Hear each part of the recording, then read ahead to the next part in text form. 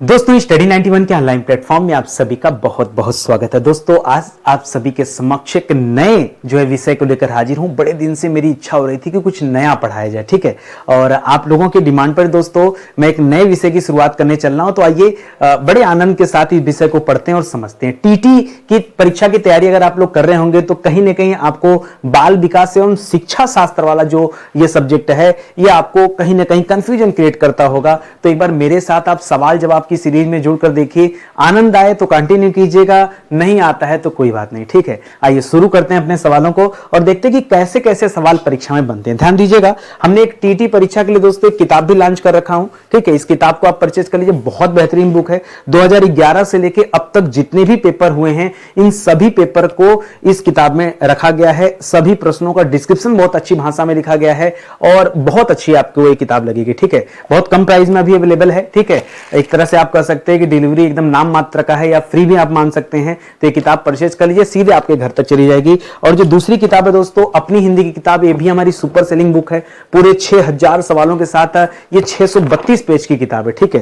तो आप परचेज कर लीजिए, दोनों ही किताब बड़ी इंपॉर्टेंट साबित होंगी आपके लिए, ठीक है। चलिए आते हैं सीधे सवालों पर और पढ़ना आरंभ करते हैं। अच्छा, सवालों से आप लोग डरते बहुत है ना, जबकि सीडीपी इतना आसान विषय है और इतना इंटरेस्टिंग विषय है कि मैं क्या ही बताऊं आपको। आइए सवालों को देखते हैं, फिर आपको खुद ब खुद लगेगा। देखिए कैसे कैसे सवाल आते हैं। सवाल आता है कि बच्चे की बुद्धि लब्धि। अब एक्चुअली होता है ना, ये जो सीडीपी विषय है इसमें कुछ ऐसे शब्द आ जाते हैं जिससे आप डर जाते हैं। जैसे लिख दिया बुद्धि लब्धि, अब बच्चा इसी को लेके परेशान। अरे मेरे भाई, आप हमेशा बोलते हैं ना कि तुम्हारे पास कितना आईक्यू है, बस उसी आईक्यू को बुद्धि लब्धि कहते हैं। परेशान ना होइए, ठीक है। तो आपसे कह रहा बच्चे की बुद्धि लब्धि 90 से 110 के मध्य है तो वह कैसा बच्चा कहलाता है दोस्तों। तो याद रखेगा, यदि 90 से 110 है, ठीक है। जैसे हम लोग कहते हैं हम लोग अपने आईक्यू का इतना % भी नहीं यूज करते हैं, वो अलग अब भाषा होती, ठीक है। लेकिन यहां पर जिस बुद्धि लब्धि की बात होती है, अगर बच्चे की बुद्धि लब्धि 110 के भीतर है तो वह सामान्य बच्चा माना जाता है। क्या माना जाता है? उसकी बुद्धि क्या मानी जाती है? सामान्य बुद्धि मानी जाती है। लेकिन अगर ये 130 तक चला गया, मतलब 110 से लेकर के 130 तक चला गया, तब दोस्तों इसे प्रखर बुद्धि का माना जाता है, ठीक है। यहां पर जो आंकड़ा है ये 90 से 110 का है। यहां का जो आंकड़ा है प्रखर बुद्धि का, ये 130 का है। उत्कृष्ट बुद्धि तो कहा जाता है 130 प्लस, प्रतिभाशाली कहा जाता है 140 प्लस, ठीक है। ये आप याद रखेंगे। तो इसमें से कभी भी कुछ भी आपसे पूछ सकता है। जैसे आज तो सवाल सामान्य बुद्धि पर था, अगली बार परीक्षा में सवाल कहीं से कुछ भी दे सकता है, तो इसको थोड़ा सा अलर्ट होकर आप समझिएगा। अगला सवाल देखेगा, कर बच्चे के लिए निःशुल्क एवं अनिवार्य शिक्षा, निःशुल्क एवं अनिवार्य शिक्षा का अधिकार अधिनियम कितने वर्ष के बच्चों के लिए जो है लागू किया गया है, ठीक है। देखिए राइट टू एजुकेशन की बात होती है और हमारे संविधान में अनुच्छेद 21A जो है वो भी प्रावधान करता है कि बच्चों को निःशुल्क एवं अनिवार्य शिक्षा मिले। और ये जो प्रावधान है ये 6 से लेकर के 14 वर्ष तक के बच्चों के लिए, ठीक है। तो यहां पर याद रखेगा, एक तो जब आप संविधान पढ़ते हैं तो आप पढ़ते हैं अनुच्छेद 21(1) के बारे में, ठीक है। अनुच्छेद 21(a) के बारे में पढ़ते हैं या क के बारे में पढ़ते हैं, ठीक है। दूसरा है राइट टू एजुकेशन, ठीक है। राइट टू एजुकेशन जो है दोस्तों, इसके तहत भी कहा गया कि बच्चों को निःशुल्क एवं अनिवार्य शिक्षा मिलनी चाहिए। इतना ही नहीं दोस्तों, जब आप आगे दोस्तों पढ़ते हैं राज्य के नीति निदेशक तत्व, तो वहां भी राज्य की जिम्मेदारी बताई गई कि नहीं, राज्य की जिम्मेदारी बनती है। अनुच्छेद 45 आप पढ़ते हैं कि राज्य की जिम्मेदारी बनती है कि राज्य बच्चों के लिए निःशुल्क जो है शिक्षा की व्यवस्था करे, ठीक है। तो राज्य के नीति निदेशक तत्व जो है दोस्तों वहां भी बात की गई है, ठीक है। राज्य के नीति निदेशक तत्व, ठीक है। राज्य के नीति निदेशक तत्व जो हैं, जिसमें राज्य को कल्याणकारी बनाने की बात की जाती है, उसके तहत भी व्यवस्था की गई है, बातें बताई गई, ठीक है। बड़े आसान से सवाल होते हैं, आपको सिर्फ चर्चा करना है। जितना बढ़िया चर्चा आप क्लास में करेंगे, जितना बढ़िया क्वेश्चन पर बातचीत होगा एग्जाम टाइम में, उतना ही ज्यादा आपके लिए आसान रहेगा चीजों को याद रखना। आप पढ़ के देखो खुद से, ठीक है। एक सवाल दे रहा है कि एक बच्चे की वृद्धि और विकास के अध्ययन की सर्वाधिक अच्छी विधि कौन सी है। अब ये सब ऐसे सवाल है ना कि बच्चा फंस जाता है, रट्टा मारता है। ये सब नहीं करना है।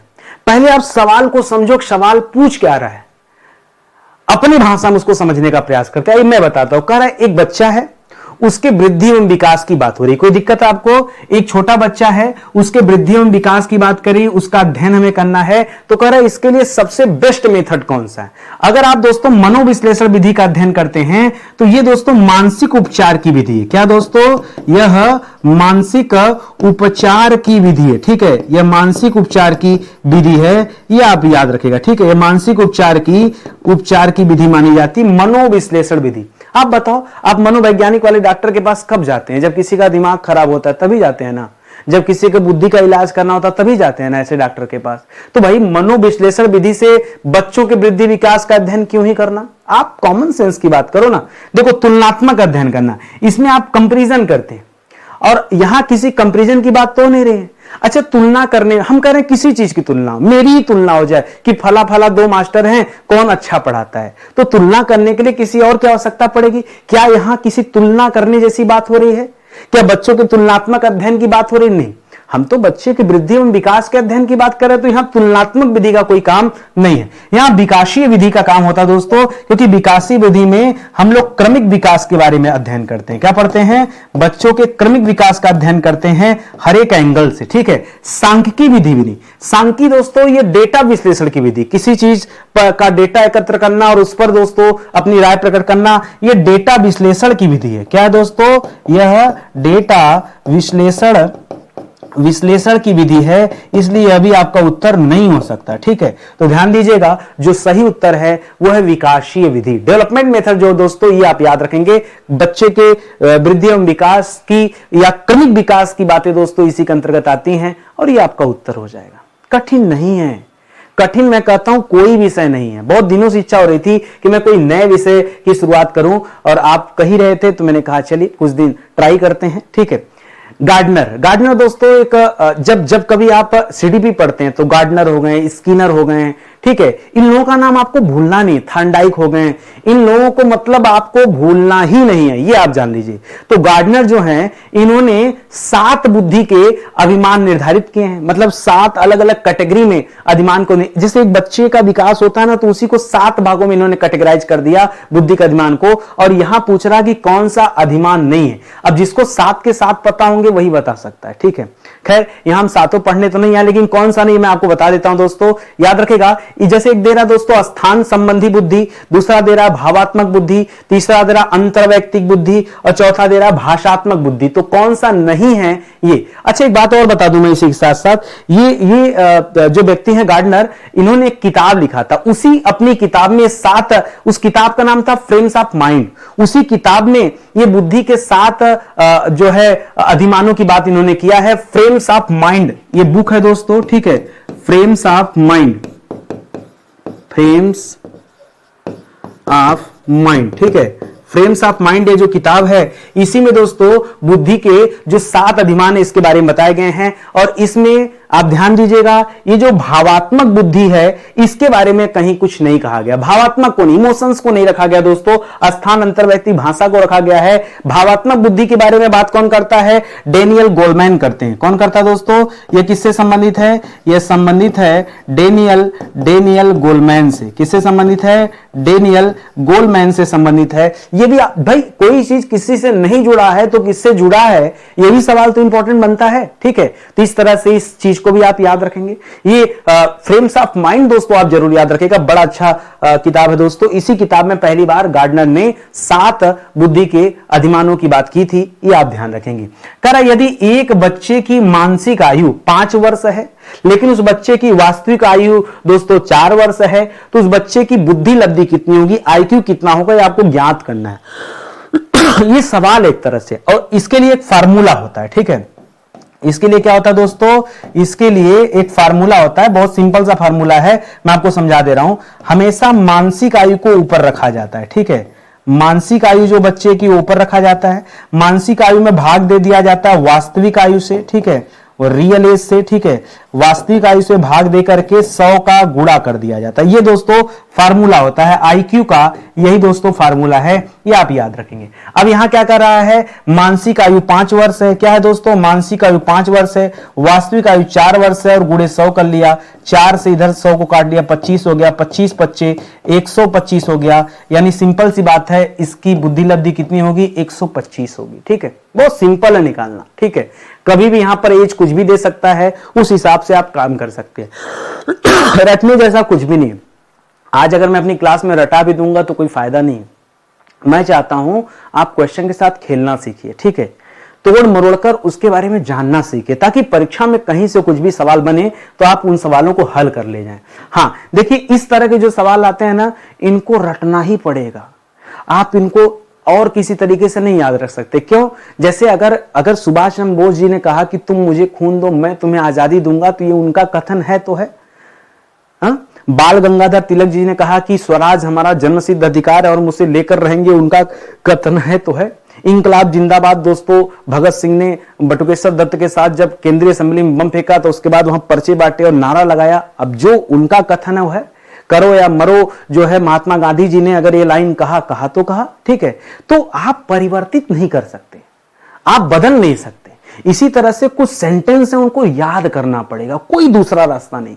वो चाहे नितिन सर हो, चाहे कोई भी, कोई आपको तरीका नहीं दे सकता, सिर्फ आपको रटना ही पड़ेगा। मनोविज्ञान शिक्षा का आधारभूत विज्ञान है, ये दोस्तों किसने कहा है, शिक्षा का आधारभूत विज्ञान। अच्छा, आप जब पढ़ेंगे ना तो कई जगह मिलेगा बीएन झा ने कहा, बीएन झा ने नहीं कहा, ये स्किनर की लाइन है। किसकी लाइन है?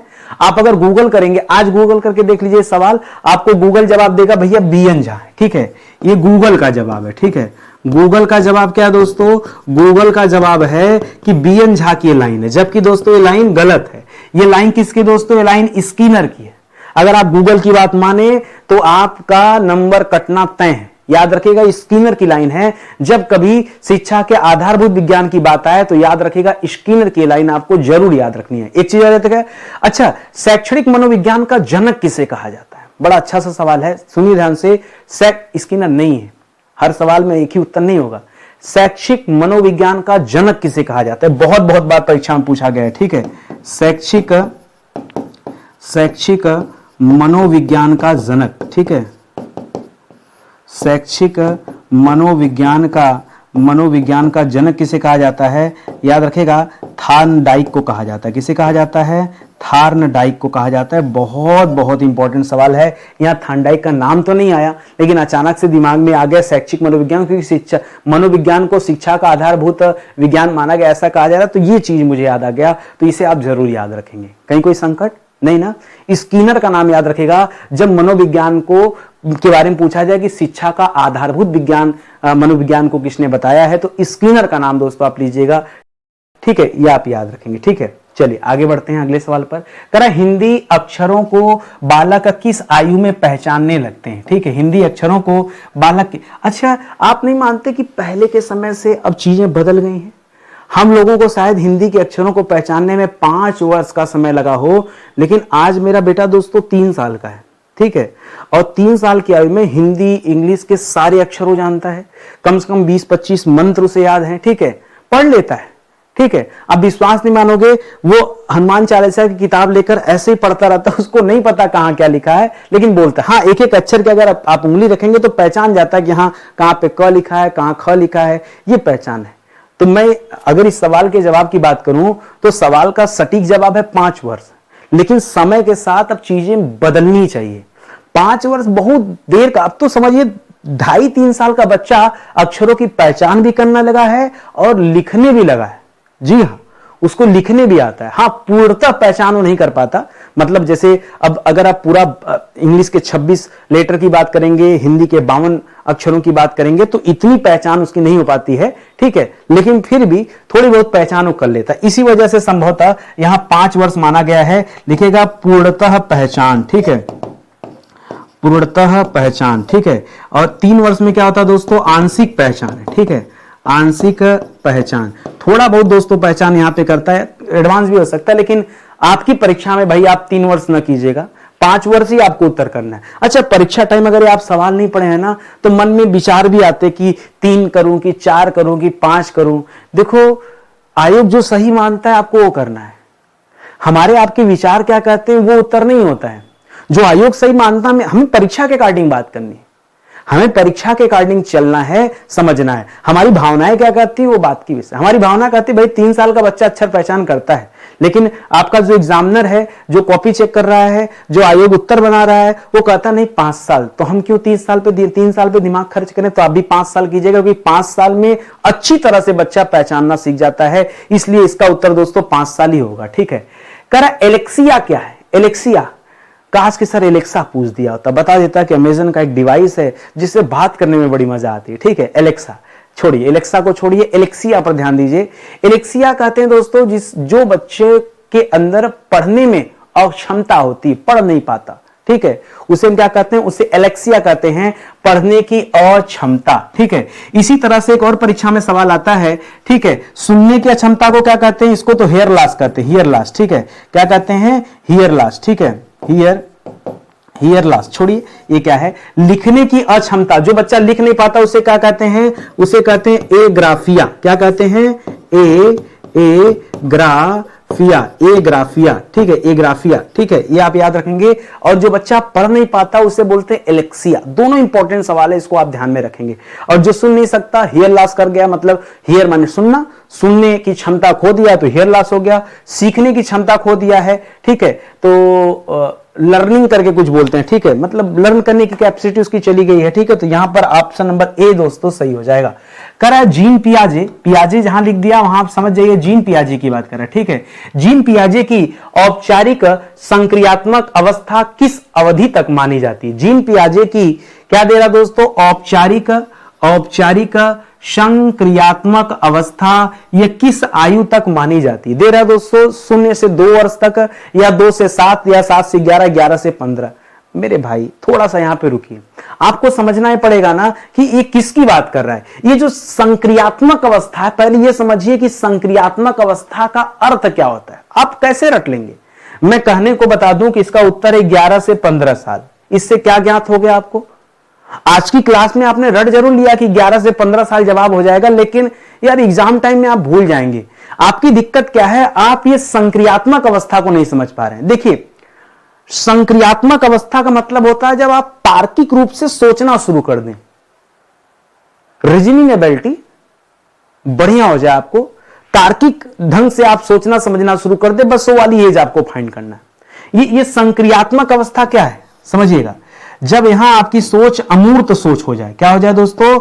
आपकी सोच कैसी हो जाए? सोच यानी थिंकिंग, सोच यानी थिंकिंग, थिंकिंग कैसी हो जानी चाहिए? ये थिंकिंग अमूर्त रूप में हो जाए। ठीक है, अमूर्त रूप में हो जाए, यह थिंकिंग तार्किक रूप में हो जाए। ठीक है, आप तर्क देना शुरू कर दें। कौन बच्चा तर्क निकालेगा? 2 साल के बच्चे को तर्क पता है क्या? उसको नहीं पता तर्क क्या होता है। 2 से 7 वर्ष का बच्चा, छोटा सा बच्चा है, इसको कैलकुलेशन नहीं आता है, तर्क कहां से जानेगा? ये 7 से 11 वर्ष का बच्चा भी कमजोर होता है। जो हमारी तर्क करने की भावना होती है, जो हमारी क्वेश्चन करने की भावना आती है, वो 11 से 15 साल की एज होती है, जब हमारे अंदर तार्किक सोच विकसित होता है। जब हर जगह पे हम वाई, व्हाट, क्यों, ये सब सारे सवाल करते कि ऐसा क्यों, वैसा क्यों, ये क्यों, वो क्यों, हर चीज जानने का प्रयास करते हैं, उसका तार्किक सोच रखते हैं। इसलिए दोस्तों यहां जीन पियाजे की ये संक्रियात्मक अवस्था जो है, ठीक है, ये मानी जाती 11 से 15। देखिए, मेरे साथ पढ़ने आए ना, आपने बहुत जगह सीडीपी पढ़ा होगा, मुझे नहीं पता मैं कितना अच्छा पढ़ा पाता हूं, ये भी मुझे नहीं पता। ये तो आप ही बताएंगे कि नितिन सर कैसा पढ़ा रहे हैं, कैसा नहीं। मैं बस इतना चाहता हूं कि पढ़ने का तरीका क्या होना चाहिए वो आप समझिए। ठीक, आगे बढ़िए। करा गर्भ में बालक को विकसित होने में कितना दिन लगता है? ये तो आप कैलकुलेट भी कर सकते हैं। आप जानते हैं मां के गर्भ में हम आप सभी 9 महीने का समय बिताते हैं। कितना महीना दोस्तों? 9 माह का समय। ठीक है, तो या तो दोस्तों 9 माह का समय दे सकता है। 1 माह में 30 दिन होता है, 9 माह में 9 त्रिक 27, 270 दिन। अब याद रखेगा 270 दिन, 270 प्लस दिन होते हैं। क्यों? क्योंकि दोस्तों कुछ महीने 31 के भी तो होते हैं, इसलिए 270 वाले को 280 मान लिया जाता है। तो यहां 280 दिन कर सकते हैं, 9 माह कर सकते हैं। अगर सप्ताह में आंकड़ा दे दिया दोस्तों तो 40 सप्ताह भी कर सकते हैं। ठीक है, एक महीने में 4 सप्ताह होता है, 9 महीने में 9 चौका 36, और जो एक 2 दिन बढ़ता है उस हिसाब से दोस्तों लगभग 40 सप्ताह का समय बनता है। ठीक है, तो आपसे आंकड़ा महीने में दे सकता है, दिन में दे सकता है, सप्ताह में दे सकता है। ये सारी बातें आप याद रखो ना। जैसे आज 280 दे दिया, कल को महीना पूछ दे, परसों सप्ताह पूछ दे, तो आप तो हर चीज को आप समझिए कि एग्जाम में कैसी कैसी चीजें पूछी जा सकती हैं। कह रहा किस मनोवैज्ञानिक ने अपने 3 वर्षीय पुत्र का अध्ययन किया। हाँ, ये गजब मनोवैज्ञानिक, इनका नाम भी गजब है। हमने इनका नाम पढ़ा ना पहली बार, मैंने गूगल सर्च किया कि यार ऐसा भी नाम होता है क्या। इनका नाम था पेस्टोलॉजी। अब हम लोग दोस्तों अक्सर करके लॉजी शब्द जो पढ़ते हैं अध्ययन शब्द से जुड़ा होता है, तो हमें कंफ्यूजन होता है कि यार क्या इस तरह का नाम भी हो सकता है क्या, जब बायोलॉजी। हाँ, तो अब भाई बायोलॉजी में क्या करते हैं दोस्तों, जंतुओं के बारे में हम लोग, जंतुओं और वनस्पतियों के बारे में हम लोग अध्ययन करते हैं। जूलॉजी, उसमें स्पेशली जंतुओं के बारे में अध्ययन करते हैं। तो दोस्तों लॉजी शब्द अध्ययन को दर्शाता, तो मेरे समझ में आया क्या पेस्टोलॉजी। मुझे लगा हो सकता है मिसप्रिंट है, कुछ गलत लिखा, लेकिन जब पढ़ा तो पता चला कि नहीं, यही वो व्यक्ति थे जिन्होंने अपने 3 या 3.5 वर्ष के बच्चे का मनोवैज्ञानिक अध्ययन किया था। थोड़ा सा अलग नाम है इनका, वैसे भी याद रख सकते हैं, पेस्टोलॉजी आप याद रखेंगे। और नहीं भी याद रखेंगे ना, एग्जाम टाइम में मेरी बात लॉजी वाली बात आपको याद आ जाएगी, आप अपने आप जो है जवाब दे पाएंगे। ठीक है, अच्छा इसमें दोस्तों जो वाटसन दिए हैं, आइए यहां से कुछ सवाल हम लोग हल कर लेते हैं। जैसे अगला नाम दिया वाटसन, ठीक है, तो वाटसन को दोस्तों हम किस रूप में जानते हैं। वाटसन को दोस्तों जब आप सीडीपी पढ़ते हैं तो आप एक पढ़ते हैं व्यवहारवाद, बिहेवियर के बारे में पढ़ते हैं। इनको व्यवहारवाद का जनक कहा जाता है भैया। वाटसन को क्या कहा जाता है, इनको व्यवहारवाद का जनक कहा जाता है। ठीक है, व्यवहारवाद का जनक कहा जाता है। ठीक है, ये आप कभी भी हो सकता है परीक्षा में सवाल पूछ दे। इसी तरह एक व्यक्ति स्टैनले, ठीक है, स्टैनले हाल दोस्तों इनको किशोर मनोविज्ञान का जनक कहा जाता है। किसका जनक है, इनको किशोर मनोविज्ञान का जनक कहा जाता है। ठीक है, किशोर मनोविज्ञान।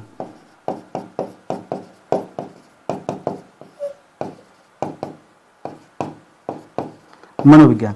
अच्छा एक और है दोस्तों जेम्स सल्ली, एक मैंने पीछे थांडाइक पढ़ा था, उनको शैक्षिक मनोविज्ञान का जनक कहा जाता है। ये जेम्स सल्ली जो दोस्तों इनका इस तरह का कोई जनक वनक में तो नाम नहीं आया। इनकी एक पॉपुलर किताब है स्टडीज ऑफ चाइल्डहुड। ठीक है, वो किताब दोस्तों इनकी बड़ी फेमस है, लिखेगा स्टडीज ऑफ चाइल्डहुड। ठीक है, इनकी एक बुक दोस्तों बड़ी फेमस है। ठीक है, स्टडीज ऑफ चाइल्डहुड।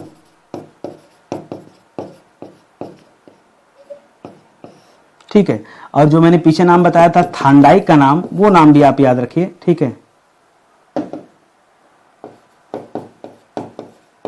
इनको क्या कहा जाता है, इन्हों शैक्षिक मनोविज्ञान का जनक कहा जाता है।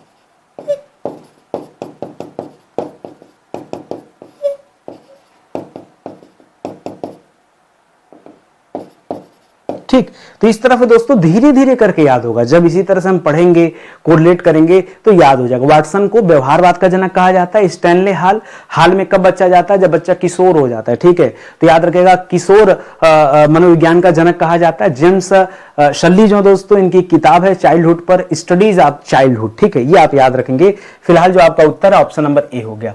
कह रहा बालक का विकास होता है। बालक का विकास किस तरह से होता है दोस्तों, कह रहा सिर से पैर की तरफ होता है, पैरों से सिर की ओर होता है, दोनों तरफ से होता नहीं।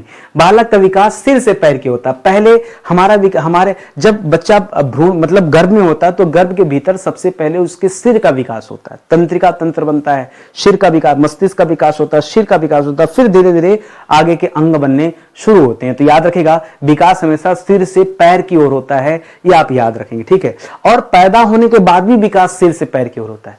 पहले बच्चा अपने सर को स्थिर करना सीखता है, फिर बच्चा धीरे धीरे अपने हाथों को स्थिर करता है, फिर पैर को, फिर बैठना सीखता है, फिर चलना सीखता है। तुरंत दोस्तों हर चीज नहीं, सबसे पहले नियंत्रण कहां पर होता है, सिर पर, तब उसके बाद धीरे धीरे। तो इस तरह से चाहे बच्चा गर्भ के भीतर हो चाहे गर्भ के बाहर हो, दोनों ही अवस्था में विकास सिर से पैर की तरफ होता है, ये आप ध्यान में रखेंगे। ठीक है, तो ऑप्शन नंबर 1 दोस्तों इस सवाल का सही उत्तर हो जाएगा। आगे बढ़िए, कह रहा विकास के संबंध में गलत कथन है। ठीक है, विकास के संबंध में जो कथन गलत है उसे आपको बताना है। कह रहा विशिष्ट से सामान्य की ओर विकास होता है, नहीं, विशिष्ट से सामान्य की ओर नहीं होता है।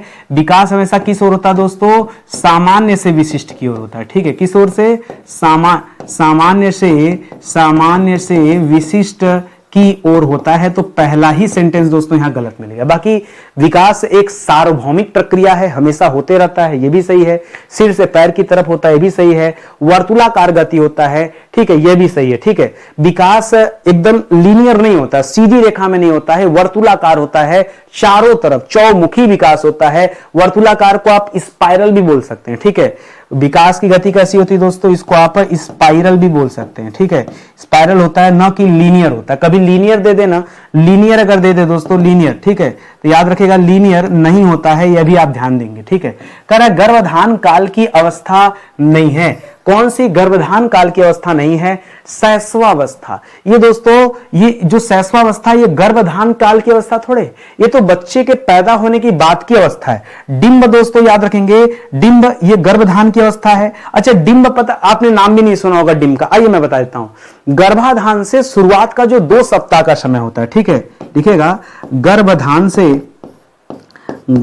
से 2 सप्ताह तक का समय जो होता है, ठीक है, जब बच्चा पेट में होता है तब तो पता भी नहीं चलता, ये डिंब का समय होता है। ठीक है, डिंब का समय 2 से 8 सप्ताह तक का जो होता है समय, ये कैसा समय होता है दोस्तों? ये बीजकर्ण का सप्ताह होता है। ठीक है, सप्ताह तक का जो समय होता है बीजकर्ण का। और 8 से जन्म तक, ठीक है, 8 से लेकर के दोस्तों जन्म तक का जो समय होता है, ठीक है, जन्म तक का जो समय होता है, ये भ्रूणावस्था माना जाता है। ये जो शैशवावस्था दे रहा दोस्तों, ये जन्म के बाद का समय। शैशवावस्था तो क्या दोस्तों, ये जन्म, शैशवावस्था, बाल्यावस्था, ठीक है, ये सब जन्म के बाद का समय, जन्म के बाद का समय। ठीक है, और गर्भाधान मतलब क्या होगा दोस्तों? गर्भ के भीतर का समय। ठीक है, गर्भ के भीतर का जो समय है उसकी बात करा। तो आप ना कभी कभी इतने रफ्तार से उत्तर मत दिया करिए कि गलत हो जाए। आप समझिए पहले सवाल क्या पूछा है, उस अनुरूप दोस्तों आप उत्तर देने का प्रयास कीजिए। ठीक है, चलिए और आगे चलते हैं, अगले सवाल पर आते हैं। अगला सवाल दे रहा है, मानव जीवन की मनोभौतिक एकता कहलाती है। मानव जीवन की मनोभौतिक एकता, मनोभौतिक माने समझते हैं, 2 शब्दों से मिलकर बना है। मनो मतलब मानसिक, मनो मतलब मानसिक, और भौतिक मतलब शारीरिक। जहां शारीरिक और मानसिक दोनों बातें आए, उसी को मनोभौतिक में रखिए। सब उत्तर में ही छिपा है, प्रश्न में ही उत्तर आपका छिपा है। मनोभौतिक लिख दिया तो याद रखिए, जहां मानसिक और शारीरिक दोनों बातें आती हैं उसी को मनोभौतिक। तो मन तथा शरीर का विकास ये कर सकते हैं, क्योंकि यहां मन मतलब मन मानसिक हो गया, शरीर मतलब शारीरिक हो गया, दोनों के विकास की बात हो रहा है। शारीरिक तथा हड्डी, शरीर तथा हड्डी का विकास, ये तो सिर्फ शारीरिक विकास की बात कर रहा है, मानसिक विकास तो यहां दिया ही नहीं। अब बिना मानसिक विकास के मनोभौतिक तो हो नहीं सकता। शरीर और हृदय का विकास भी शरीर का विकास है, आत्मा और मांसपेशियों का विकास भी एक तरह से शारीरिक विकास है। ठीक है, तो इस तरफ है दोस्तों, बाकी के ऑप्शन में तो सिर्फ शारीरिक विकास की बात कर रहा है। हमें तो मानसिक और शारीरिक दोनों विकास को लेना था। बस सवाल पढ़िए, टेक्निक होना चाहिए कि सवाल से उत्तर निकालते कैसे। मेरे साथ पढ़ के देखिए, 10-20 लेक्चर पढ़ के देखिए, आपको लगेगा कि वाकई सीडीपी बहुत आसान है। कह रहा है गर्भ में सर्वप्रथम निर्माण होता है। सबसे पहले गर्भ में किसका निर्माण होता है? पैर का नहीं, थोड़ी देर पहले तो समझाया। सबसे पहले तंत्रिका तंत्र बनती है। ठीक है, तो सिर का निर्माण होता है, धड़ का भी नहीं, याद रखिएगा सिर का निर्माण होता है। सिर में दोस्तों सबसे पहले तंत्रिका तंत्र का निर्माण होता है, तंत्रिका तंत्र जिसे नर्वस सिस्टम कहते हैं। फिर दोस्तों उसी नर्वस सिस्टम से मस्तिष्क का निर्माण होता है, फिर उसी मस्तिष्क से सिर का निर्माण होता है। इस तरह से दोस्तों एक क्रम चलता है, इसको दोस्तों आप ध्यान दीजिएगा। ठीक है, तो ये चीजें भी आप ध्यान में रखिए। आगे बढ़िए, अगले सवाल पर आइए।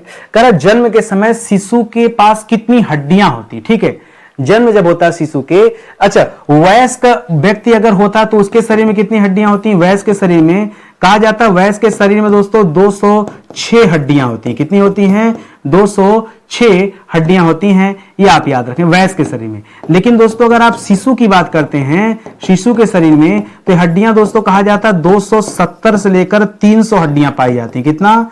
270 से लेकर के 300 हड्डियां पाई जाती हैं। तो यहां 270 आप कर सकते हैं। ठीक है, वैसे 270 से लेकर 300, 270 तो पाई जाती हैं, 300 तक हड्डियां पाई जाती हैं। ठीक है, लेकिन धीरे धीरे छोटी छोटी हड्डियां जुड़ करके बड़ी हड्डियां बन जाती हैं। इस तरह के वयस्क मनुष्य जो होते हैं उनके शरीर में सिर्फ और सिर्फ 206 हड्डियां पाई जाती हैं। ये क्वेश्चन भी आप ध्यान में रखेंगे, तो बच्चा यहां पे भी गलती कर देता है। आगे लिख रहा है कि बालक अपनी मां को पहचानना आरंभ कर देता है। कितने माह में दोस्तों बालक अपने मां को पहचानना आरंभ कर देता है? ये बड़ा अच्छा सवाल है।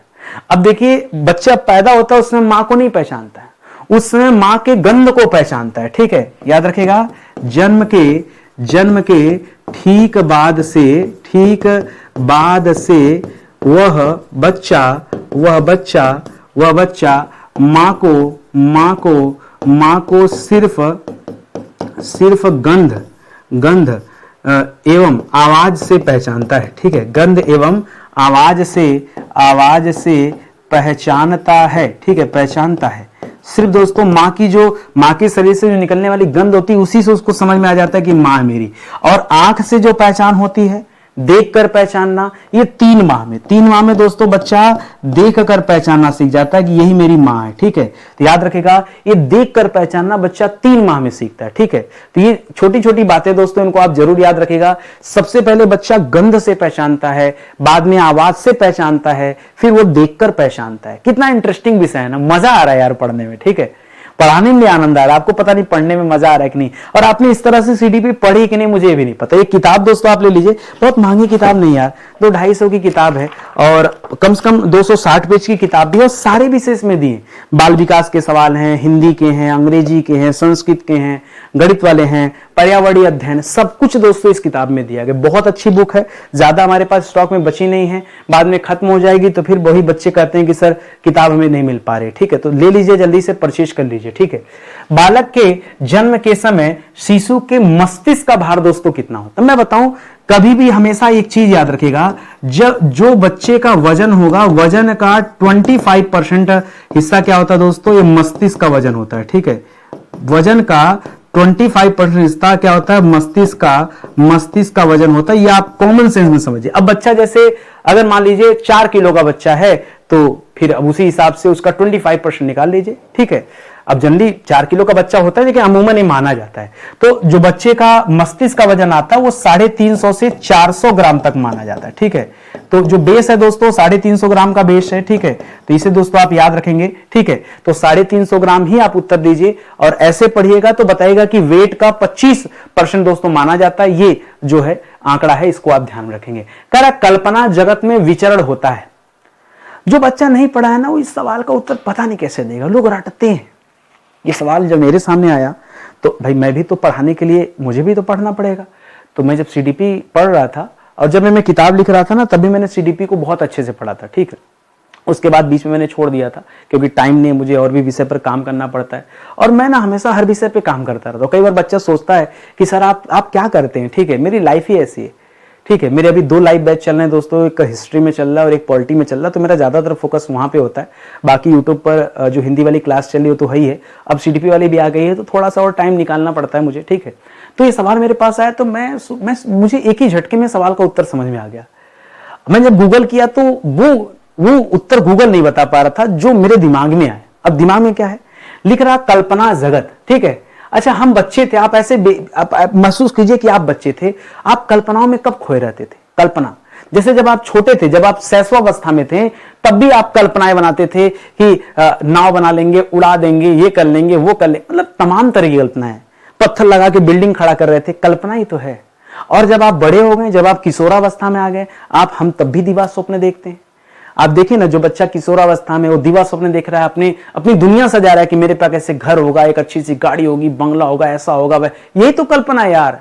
और कल्पना इन दोनों एज में होता है, शैशवावस्था किशोरावस्था दोनों में, इसलिए इसको अलग अलग छोड़िएगा नहीं। ठीक है, तो याद रखिएगा यहां पर ऑप्शन नंबर 1 जो है वो सही हो जाएगा। मेरी बात आप समझ गए ना, अगर समझ गए तो उत्तर भी आपको समझ में आ गया होगा। ठीक है, कह रहा बालक मुख्य रंगों की पहचान कर लेता है। ठीक है, मुख्य रंगों की पहचान। अब देखिए यहां पर जटिल रंगों की पहचान और मुख्य रंगों की पहचान। जटिल रंगों को पहचानना थोड़ा डिफिकल्ट होता है लेकिन मुख्य रंगों को पहचानना आसान होता है।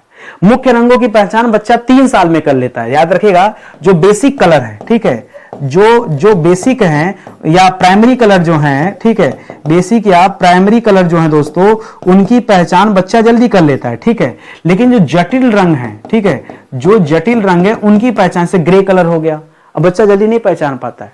ठीक है, या मैं कह दूं भूरा कलर हो गया, नहीं पहचान, चॉकलेटी कलर। अब देश के कलर बहुत सारे तो इंग्लिश कलर आ गए हैं जो हम भी नहीं जानते हैं।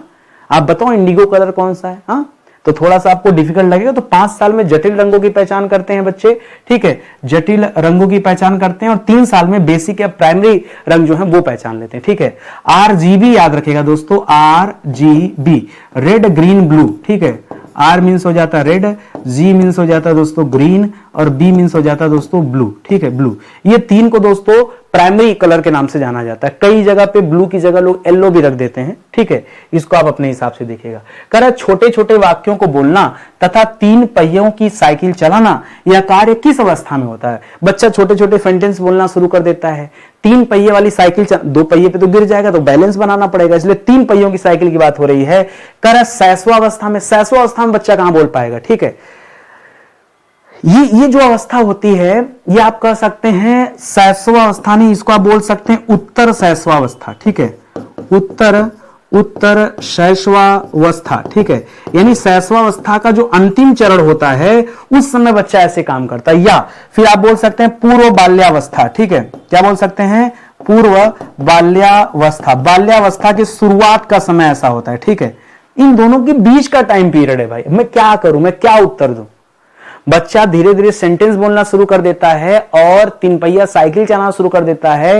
ये है, तो ये शैशवावस्था के बाद का समय है, बाल्यावस्था के पूर्व का समय है। तो ज्यादा बेहतर उत्तर करने के लिए आपको शैशवावस्था ही टिक करना पड़ेगा, मजबूरी। नहीं तो एकदम परफेक्ट आंसर दोस्तों ये वाला बनेगा। एकदम परफेक्ट देखेंगे तो ये वाला उत्तर बनेगा। ठीक है, ये जो उत्तर दोस्तों एकदम परफेक्ट आंसर है। ये उत्तर आपका क्या है दोस्तों? ये परफेक्ट आंसर है दोस्तों। ठीक है, परफेक्ट आंसर है। लेकिन अब क्या करेंगे, इस तरह का अगर ऑप्शन मिल जाए तो बहुत अच्छी बात है, नहीं मिला तो आप देखिएगा सही गलत क्या है, मैंने आपको समझा दिया अपने तरीके से।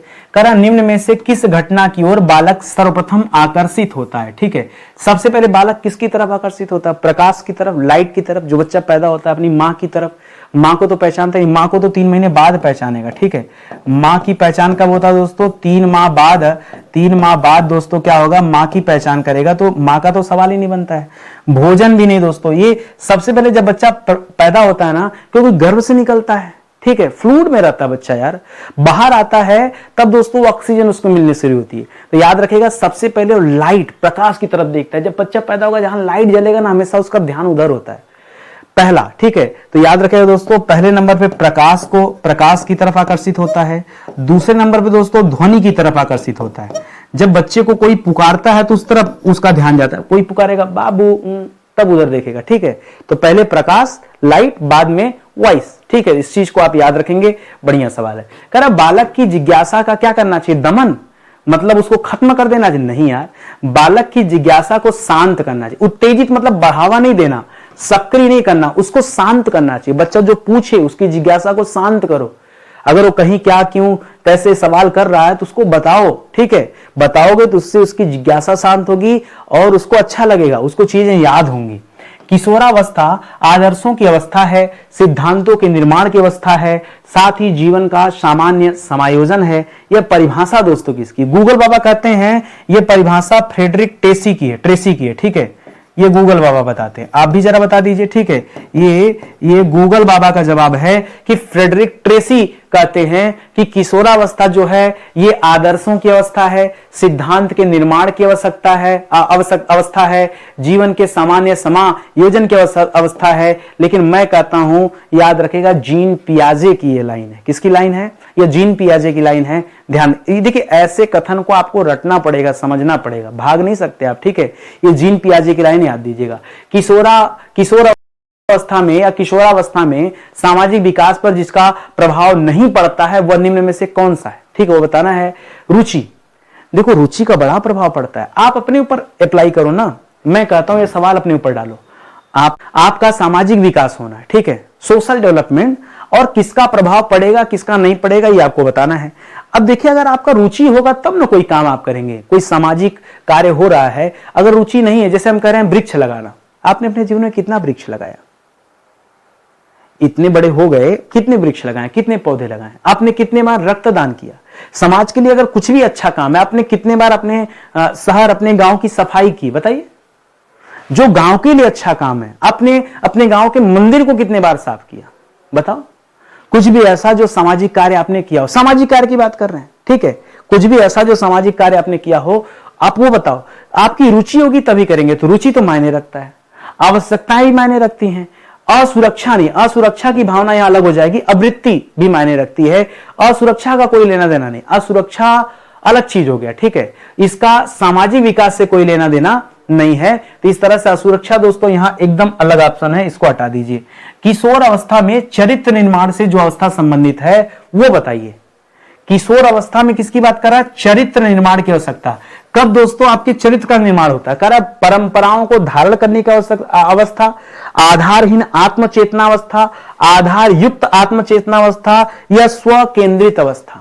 आप बताइए, जब कोई बच्चा किशोरावस्था में होता है तब उसका चरित्र निर्माण कब होता है, ये बताना आपको, ठीक है। चरित्र निर्माण ध्यान दीजिएगा, जो परंपराओं को धारण करने का अवस्था दे रहा है ये बाल्यावस्था में होता है।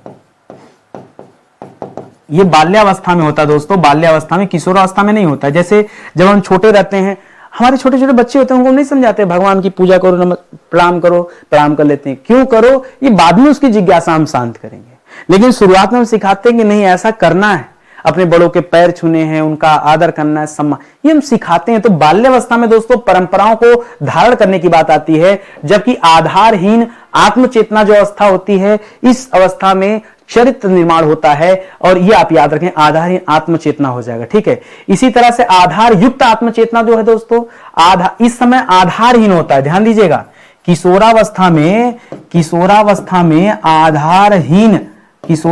में आधारहीन आत्मचेतना जागती है, जबकि आधार युक्त की जो बात करा दोस्तों, ये प्रौढ़ावस्था में होता है। कब होता है दोस्तों? ये प्रौढ़ावस्था में होता है। तब तक हमें इतना ज्ञान हो चुका होता है कि अब जो है वो आधारहीन जो व्यवस्था थी वो बदल करके आधार युक्त आत्मचेतना बन जाती है, ठीक है। और स्वकेंद्रित अवस्था किसी से कोई फर्क नहीं पड़ता है, ना ही नमस्ते ना प्रणाम, कुछ नहीं सा।